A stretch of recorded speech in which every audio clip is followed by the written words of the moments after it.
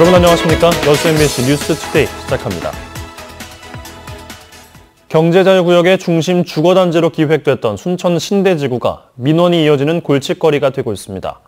계획이 어긋나면서 망가져버린 도시상을 다시 다듬어야 한다는 지적이 나오고 있습니다. 박광수 기자가 보도합니다. 대형 유통시설의 입점이 무산되면서 장기간 빈터로 방치되고 있는 대규모 상업용지. 최근 48층 규모의 주상복합시설이 이곳에 들어선다는 소문이 돌자 신도심 전체가 몸살을 앓아야 했습니다. 불편을 우려한 주민들의 반발이 고조되면서 지목상 해당 시설의 입지 가능 여부를 놓고도 시비가 일었습니다. 주거 공간들이 너무 늘어나니까, 공급이 늘어나니까 집가에도 영향을 미칠 거고 또 삶의 질에서도 굉장히 차이를 보일 거라서. 중학교가 부족해 들끓었던 민원은 지난해 말 겨우 숨통이 트였지만 외국인 학교와 병원 부지는 아직까지도 텅 빈 상황. 유치에 대한 찬반에서부터 설립 규모까지 각 기관과 시민들 간의 생각 차이도 극명합니다. 전체적인 도시계획의 정비를 요구하는 주장이 제기되는 배경이지만 선거용 아니냐는 곱지 않은 시선 속에 논의가 진전되지 않고 있습니다. 주민 3분의 2가 2 이상이 요구하면 지구단위 계획을 변경할 수 있습니다. 당연히 변경할 수 있음에도 불구하고 불편한 상태로 언제까지 지속한단 말입니까? 정말로 우리 신대 주민을 이해한다고 생각한 것 같으면은 지금 상황에서 이럴 게 아니라 진작부터 잘못된 부분 하나하나를 찾아다니면서 했어야 한다라고 저는 생각합니다. 조성 당시 광양만권의 핵심 지역으로 주목받았던 순천 신대지구. 과연 당초 계획했던 국제기준의 미래지향적인 도시상이 구현되고 있는지 현실적인 고민과 재검토가 필요해 보입니다. MBC 뉴스 박광수입니다. 고흥군이 지역경제 활성화를 위해 전통시장 숯불 생선구이를 지역 특화 품목으로 개발합니다. 고흥군은 전국 유일의 고흥 전통시장 생선구이를 브랜드 상품으로 개발하기로 하고 국비와 군비 5억 원을 확보했으며 어물전 시설 현대화와 리모델링 과정을 거쳐 올해 안에 즉석 제조업 허가 기준에 맞는 장옥 시설을 갖출 계획입니다. 고흥군은 특히 어물전 생선구이 브랜드화에 대해 주민과 출향 인사, 소비자들이 공감하고 있다며 단계적으로 비위생적인 일부 시설을 합법적인 시설로 개조하는 것이 가장 시급하다고 밝혔습니다. 순천시가 투명한 시정 추진을 위해 시민 신청 실명제를 추진합니다. 순천시는 그동안 시민들이 요구한 정책들의 공개 여부를 시정조정위원회를 통해 결정했지만 정책이 누락되는 등 개선 사항이 발견돼 3월 한 달 동안 신청을 받아 정책 내용과 참여자 실명 등을 홈페이지에 공개할 계획입니다. 시는 또 시민들의 시정 참여를 유도하기 위해 SNS를 활용한 찾아가는 정책 실명제를 운영하는 등 홍보 활동도 강화할 계획입니다. 올해 광양시가 추진한 시민과의 대화에 여성, 아이, 어르신 관련 정책 건의가 많은 것으로 나타났습니다. 광양시는 지난달 20일 광양읍을 시작으로 지난 2일 금호동까지 진행된 시민과의 대화에 주민 1,500여 명이 참여했으며 모두 250여 건의 다양한 건의사항이 접수됐다고 밝혔습니다. 특히 아이 양육하기 좋은 도시와 여성 친화 도시, 어르신 행복 도시 등과 관련된 시민들의 정책 제안이 크게 늘어나 광양시는 시민들의 여론을 행정에 적극 반영할 방침입니다. 여수 산단 안에서 최근 크고 작은 교통사고가 끊이지 않고 있습니다. 여러 가지 원인이 있겠지만 산단 내 부실한 교통신호 체계가 문제라는 지적이 나오고 있습니다. 조희원 기자입니다. 화물차가 자주 다니는 여수 산단의 한 사거리. 지난달 28일 이곳에서 대형 트레일러와 덤프트럭, 탱크로리가 잇따라 충돌했습니다. 산단의 특성상 주변에 위험물질이 많아 자칫 큰 사고로 이어질 뻔한 아찔한 상황이었습니다. 사고는 덤프트럭이 일시정지하라는 전멸 신호를 무시하면서 시작됐습니다. 폭탄을 실은 차량이 사거리에서 거의 다 빠져나왔는데 토사 실은 차량이 가음 쪽으로 하지 않고 유연탄 실은 차량의 측면을 때림으로써 최근 한 연구에 따르면 전멸 신호 교차로를 진입하는 차량의 70%는 과속하는 것으로 조사됐습니다. 정지 후 서행 등의 통행 방법을 준수하는 차량은 10%가 채 되지 않습니다. 과속 차량도 과속 차량이지만 대부분 전멸 신호 등인 산단한 신호 체계도 문제입니다. 산단 내 차량 소통이 많지 않아 전멸 신호등을 설치했다지만 차량 제한 속도가 70km 이상 돼 과속을 부추기고 있는 겁니다. 그런데도 신호 위반이나 과속 단속 CCTV는 2대뿐입니다. 크고 작은 사고가 끊이지 않는 이유입니다. 제한 속도가 50km 이상이거나 이제 2차로 이상 3차로가 되는 폭이 넓은 교차로와 같이 과속이나 사고 위험이 높은 교차로에 대해서는 기존 전멸 신호에서 신호 운영 체계로 개선하는 게 좋다고 생각을 하고요. 사고가 나자 관계기관은 제한 속도를 낮추고 CCTV를 추가 설치하는 방안을 검토하는 등 부랴부랴 대책 마련에 나섰습니다. 하지만 대책 시행까지는 한 달 이상 걸릴 예정이라 사고가 반복될 위험은 여전한 상황입니다. MBC 뉴스 조희원입니다. 여수 시민에게 할인 혜택을 제공하는 관광업체가 15곳으로 늘었습니다. 여수시는 이달부터 디오션 리조트 워터파크와 이순신 마리나 등 업체 5곳이 여수 시민을 대상으로 이용요금을 최대 30%까지 할인하고 기존의 할인 혜택을 제공했던 아쿠아플라넷 여수와 국동 유람선 등도 할인율을 최대 50%까지 확대했다고 밝혔습니다. 이와 함께 여수 박람회재단도 어제부터 여수 시민을 대상으로 스카이타워 입장료 50% 할인에 들어갔습니다.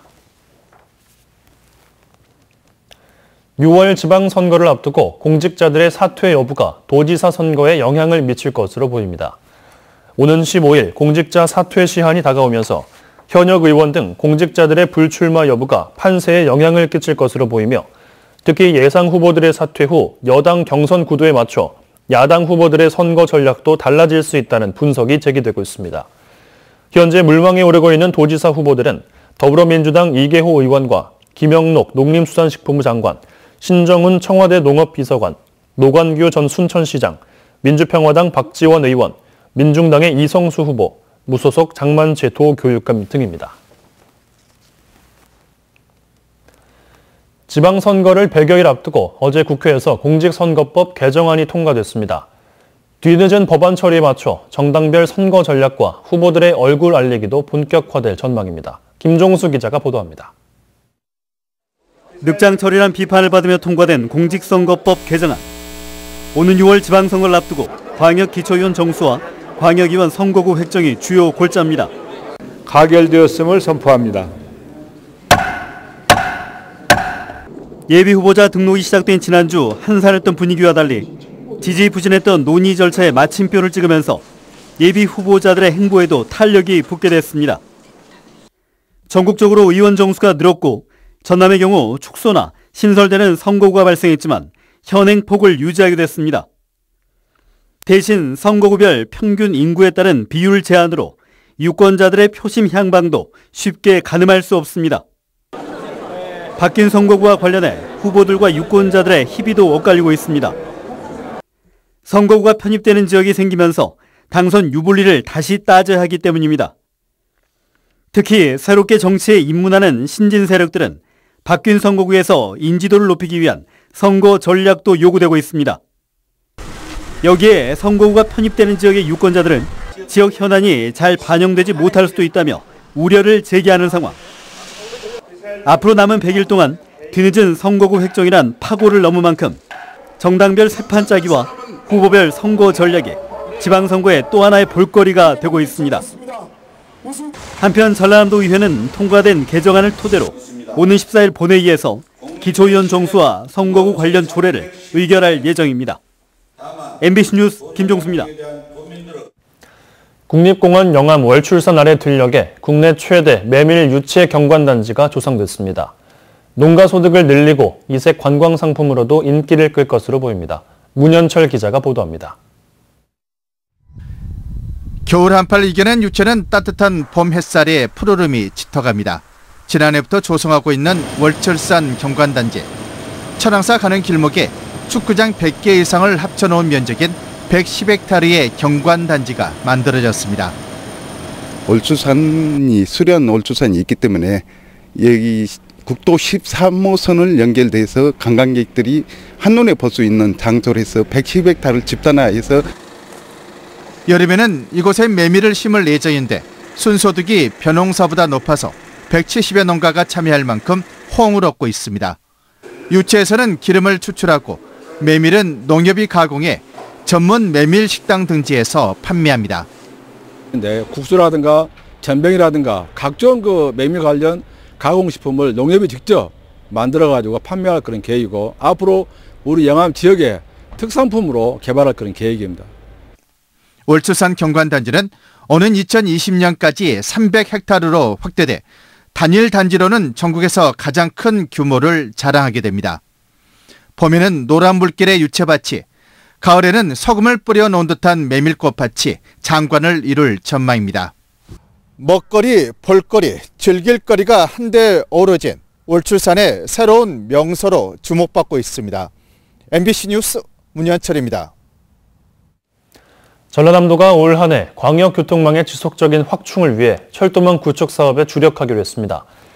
전라남도는 광주 송정에서 순천을 잇는 경전선 전철화 사업과 관련해 올해 기획재정부의 예비 타당성 조사를 통과해 기본계획 수립 용역에 착수하는 것을 목표로 관련 기관과 긴밀히 협력하는 등 도내 철도망 구축 사업을 적극 추진하고 있다고 밝혔습니다.